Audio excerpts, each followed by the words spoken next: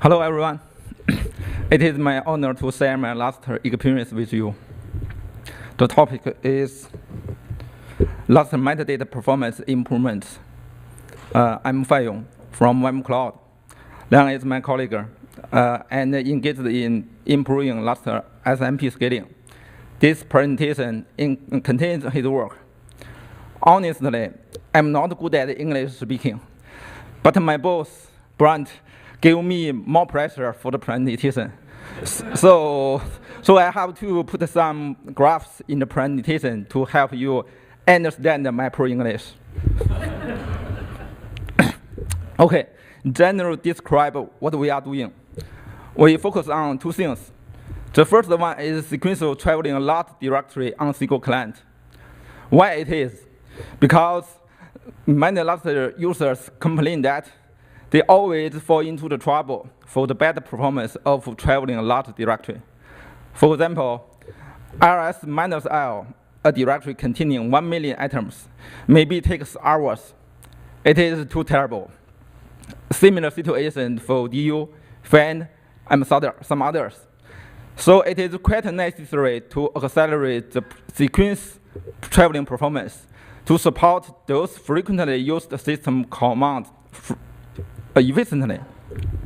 It includes several improvements, like async glimpse lock, Statahead load balance, aggregate attributes to save RPCs, efficient Idlm, and object hashing. The other focus is Lustre SMP scaling. It is the key to improve MDI set performance. In the past year, we have made some new progress on that, including flexible RPC scheduler, parallel directory operations.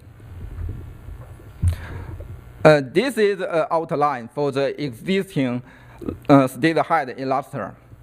Lustre introduced Statahead since 2007 for accelerating traveling directory the performance. As you can see, there are 3 blue-colored threads: traveling thread, Statahead thread, and portal RPC daemon. At the beginning of traveling directory, the traveling thread will activate Statahead thread. Then Statahead thread will provide directory pages, and scan directory pages push async get attributes RPC into the queue for MDI set attributes. And then portal RPC daemon will scan this queue and send RPC to MDS one by one without waiting. For MDS, it handles this async get attribute RPC, grant lock, and return attributes to client. On client side, for Statahead thread, it also scans async get attribute RPC reply, precise reply, build anode, and the entry in cache. With those cached information, the traveling thread can find what he wants in cache without communication with MDS. Because the 3 threads can run in parallel, the original time of handling synchronous get attribute RPC are hidden by the async get attribute pipeline, so the performance improved. But please notice the lower left corner. For stripped files, when the traveling thread found the entry anode in cache, it will trigger synchronous glimpse size RPC to OST for file size information. Currently, Statahead does not cover those RPCs. It is the first point to be improved.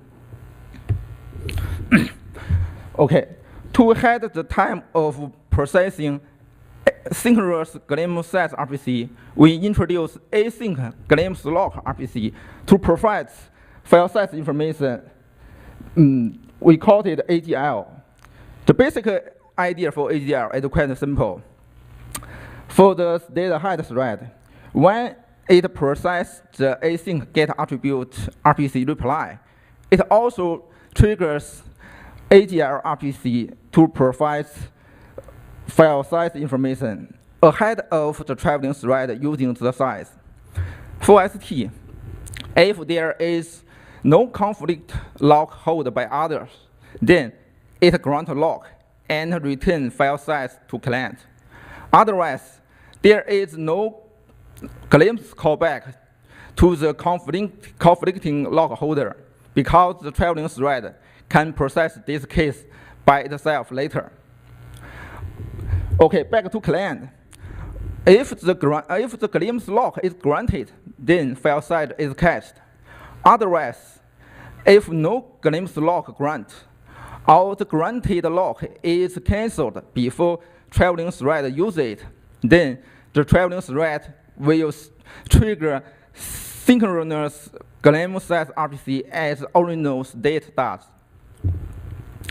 To guarantee the AGL RPC does not change the original glimpse semantics, when someone holds the conflicting locks, then related AGL RPC is useless. Such additional RPC maybe affect the performance a bit, but AGL works well for large directory because read and stat cases are more common than writes.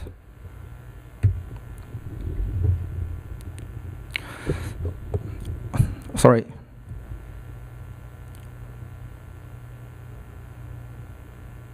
Okay, it is so slow. Okay, so,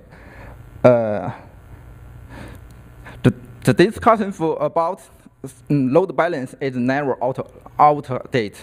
Currently, there is only single portal RPC daemon on each client to process all non-IO async RPCs. With introducing AGL, when we traveling the directory, we found that the CPU taken by such port RPC daemon is always quite busy, almost 100% loaded. Meanwhile, other CPU may be idle. So under such case, transferring some load to other CPU is quite necessary. We use very simple solution for that. We introduce a new portal RPC daemon called PTR RPCD AGL, which is dedicated to processing AGL RPC. Then the async RPC on the client are divided into 3 parts, include async IO RPC, AGL RPC, and other async RPCs. These 3 queues can be processed by 3 port RPC daemons in parallel. Although it is not strictly balanced, but it is much better than original case. Splitting the async get attribute and AGL request into separated pipelines brings some advantage because there is no contention between the 2 portal RPC daemons. So the async get attribute RPC and AGL RPC can be processed in parallel. Otherwise, if there is only a single pipeline for all non-IO async RPCs, that means the RPC order in the queue determines the order of handling such RPC. It causes some unnecessary implied dependence between MDS side RPC and OST side RPC. On the other hand, with the introducing of AGL, the Statahead takes more load from traveling thread for AGL. The system load mode is something like this. The Statahead thread processes async get attribute pipeline input and output. It also processes AGL pipeline input, but the traveling thread only processes the AGL pipeline output and some user space load. For most cases, the load for Statahead thread is higher than the traveling thread. And then it may be because the Statahead thread is lower than the traveling thread? If so, that is called the time of processing async RPC cannot be hidden by the pipeline. So under such case, the Statahead mechanism is ineffective. So to prevent such case, we introduce a pool between traveling thread and Statahead thread for the async get attribute RPC reply. Both of the threads can process the replies, and they also can trigger async AGL RPCs. That means the async get attribute RPC pipeline input and output, and the AGL RPC pipeline input are shared loads between such two threads. On the other hand, because the traveling thread takes some load from user space, we should prevent the converse unbalanced case. So the shared load between such two threads is limited. Okay, this is outline for the new Statahead. You can see these these elements marked as bright blue colored are introduced by our improvements. As you can see, both for step 6.1, 6.2, both traveling thread and Statahead thread can process async get attribute RPC reply, build inode and the entry in cache. They also can trigger AGL RPC and push it into a new pipeline here. At the lower left corner, a new port RPC daemon named port PTR RPCD AGL. It is dedicated to process AGL RPC and communicate with OSS for that. The left part elements on the graph is the same as former one. No need to explain more. Okay, some discussion about the aggregation. In fact, aggregate is not a new idea. In a sense, the async I/O RPC can be regarded as some kind of request aggregation. But in this slide, we more concerned about the aggregation for file attributes. You know, when travels directory, client will fetch many attributes from MDS for each item. For example, the file owner, file mode, and stripe information, access control list. And if the target is subdirectory, the default ACL is needed also. For those attributes, client can get them through several RPCs, but fetching all those RPCs by single RPC is more efficient. Currently, for subdirectory item, after the get attribute RPC, the client will trigger separated get X attribute RPC for the default ACL, in spite of the target contains default ACL or not. As an improvement, we pack the default ACL into get attribute RPC reply to save the subsequent get X attribute RPC. It seems a small change, but it saves about 50% RPCs for subdirectory items. Furthermore, we can aggregate more attributes into get attribute RPC reply as needed in future. Another improvement is about the HASI. It is the basic element of the whole Lustre framework. Consider the case of traveling directory. There are many use cases for HASI. For example, object HASI on both client and MDS, LDM HASI on all nodes. So the HASI efficiency or HASI searching time greatly affects the performance of traveling directory performance, especially when the directory is quite large. About the HASI efficiency, it basically determined by the hash bucket depth. Currently, the hash items in the same hash box are unordered. Although the ordered hash item can save about 50% of average searching time, but hash function is more important. A good hash function can scatter all the hash items throughout the hash buckets as evenly as possible. According to our test result, when traveling a directory contains 1 million items, the max object hash bucket depth for Lustre 2.0 is almost 3,000. It is terrible. We have implemented a new hash function which decreased such depth to about 50. We don't know which hash function is the best, but more flat hash buckets cannot give more help.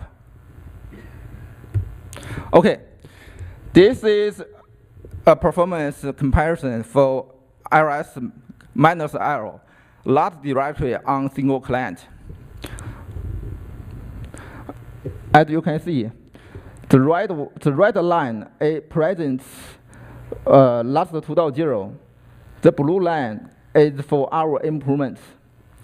The x-axis for the item count in the directory. Its unit is 100 kilo item. Sorry. So the y-axis is for the time consumed by the list operations. Its unit is 1 second. The red graph is for the directory only contains subdirectory, or means zero-striped items. As you can see, the performance difference is about 3 or 4 times. And as the increasing of items count, the performance improvement rate is increased also. For the right graph, it is for the directory contains 4 striped items. Because of the huge difference of performance, maybe you cannot see clearly at the beginning section. I can tell you it is about 3 times. But the performance difference grows rapidly with the items count grows. And when the items count reaches to 1.6 million, the performance difference is almost up to 25. Such trend will continue for more larger directories.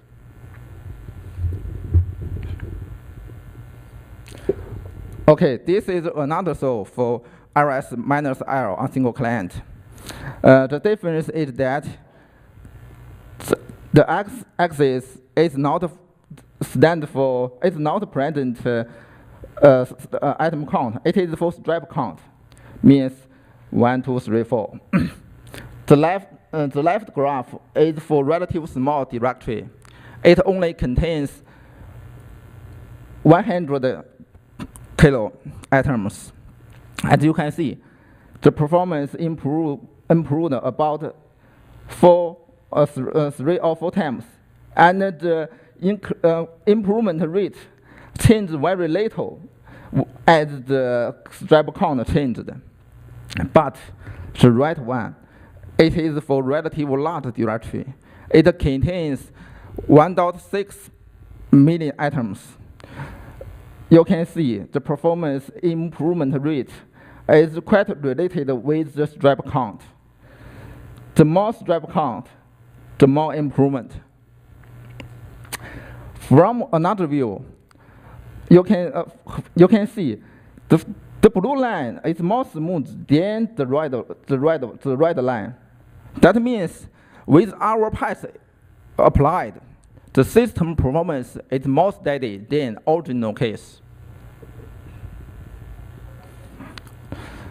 Okay, from this slide, we began to discuss some improvement on MPI side.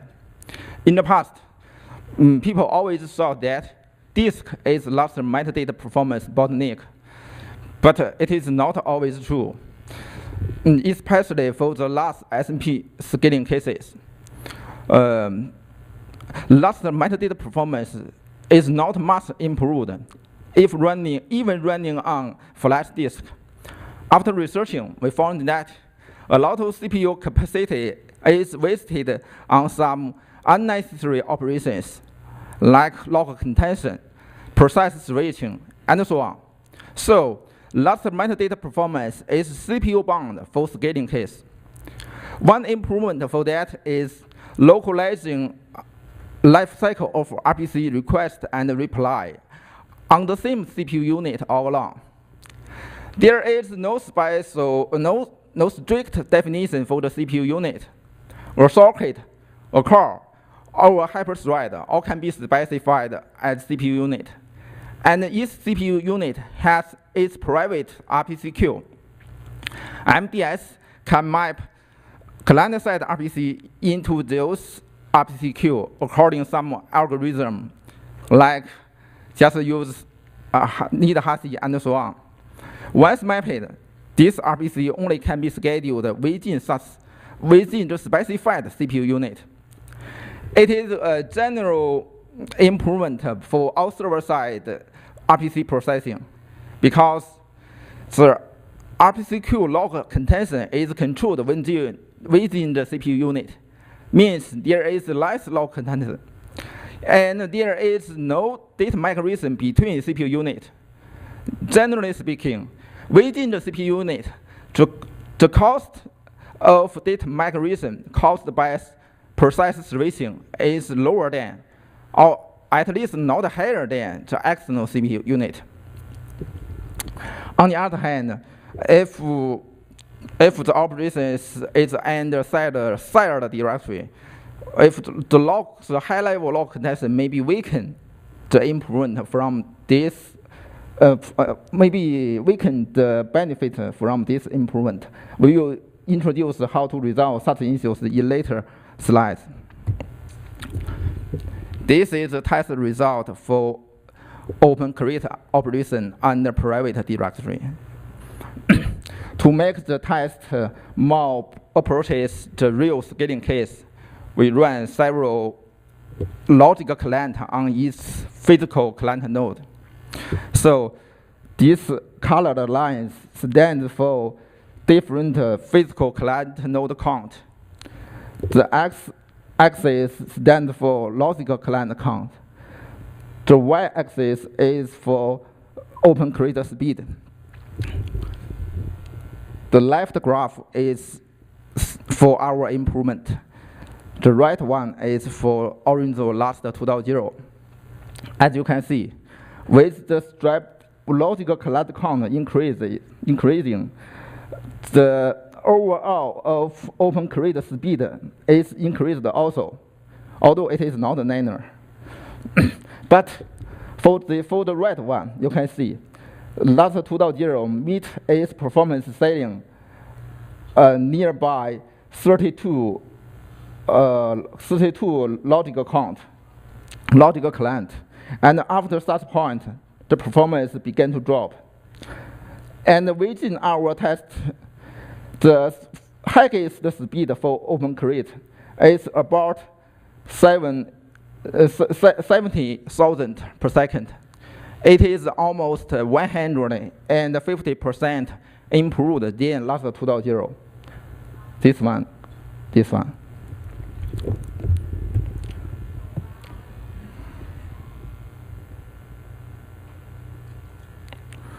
Okay, this is for, sorry, so slow. Why? Okay, this is for Unlink and the private DLR case. You can see it is quite similar as Opencreate case. The same increase trend and similar improvement rate. And for Lustre 2.0, there's still performance ceiling. Okay, we will not explain more. we move into the discussion about the parallel directory operations. Also say operations under shared directory. We call it as PDO. The basic policy for that is reduce contention range as far as possible. In Lustre, there are mainly two-level PDO contention. They are LDIM level and LDSCFI level. Currently, Lustre 2.0 supports LDIM level PDO control. What we focus on is LDSCFI level PDO control. You know, Lustre 2.0 is original from CMD3. And CMD3 uses IAM-based LDSCFI as its backend file system. In fact, IAM contains some basic PDO control, although there are something to be optimized. But the important thing is that IAM uses very new disk format, which is incompatible with Lustre 1.8. So when we release Lustre 2.0, we have to change the backend file system back to EIT4-based. Unfortunately, EIT4-based LDSCFS does not support PTO. It just uses simple single read-write semaphore to protect all the parent directory operations. It is very simple, but quite inefficient, because most of the concurrent operations from LDRM level are serialized here. It does not allow concurrent modification under the same directory at all. To improve that, we introduce new lock mechanism. It is hierarchical locks. All the lock operations based on EIT4 nodes, root nodes, index nodes, and leaf nodes. It is similar as RDIM, means there is mode attributes for the lock, include CR, CW, PR, PW, and EX mode. The basic idea for the lock operation is that if the operation does not splitting something, then only PR and PW contention on the leaf node. And if the operation causes splitting, then we backtrack to lock the index node or root. All the node locks are organized in local hash table for to accelerate the sorting. Oh, sir, I'm sorry. I think this graph is not right. I want to express. I have updated version, but it is not the one. I just explained on this. Okay, this is illustrate for EIT4 H3 plus our PDO lock. This is the root node. These are index node. These are leaf. For lookup case, the caller should hold CR lock on the root firstly, then search all the tree for the target leaf. Once found, it should hold PW lock, PR lock on the leaf, then search the leaf for the target item. For insert case, the caller will hold CW lock on the root, then search the tree for target leaf. Once found, it will hold PW lock on the leaf, and then search suitable slot for inserting. If the leaf is not full, then insert done. Otherwise, we need to split the leaf, then back to lock its index node with PW mode. If the index node is not full, then split and insert. Otherwise, we need to split the index. Then we need back to the root node, lock it with EX mode. The basic idea is just this, simple. Sorry. I'm afraid you're out of time. Okay, sorry. So you're 30 minutes. Maybe I need about 2 minutes. Can I take more minutes? I'll let you have 60 seconds. I'm sorry. I will give a quick introduce for the slide. This is for Opencreate and shared directory.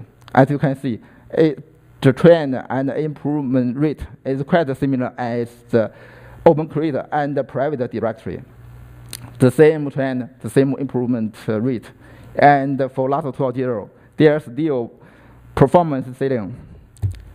This is for Unlink and shared directory.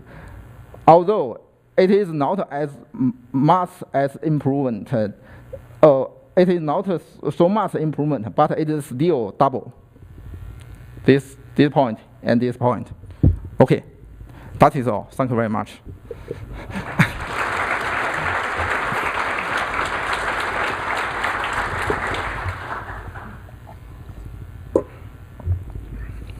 So Keen, I'll let you. With those 3 patches you had initially, what Lustre did you test with, or what version? But it is based on Lustre 2.0 and plus our patch. Okay.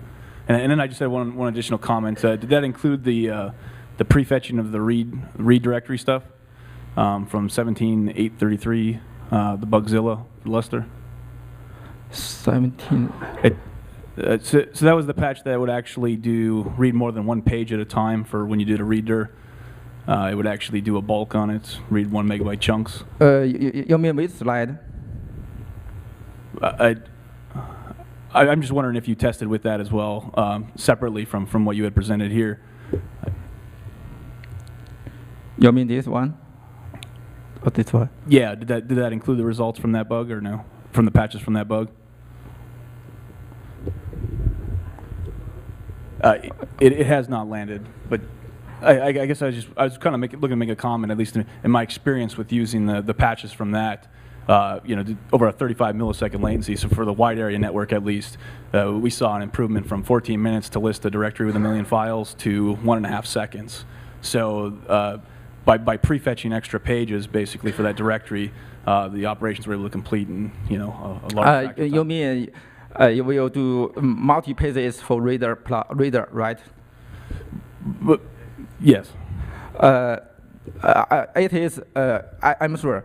I think it can improve the performance of trailing directory, but we are focused on different means or different ways to improve that.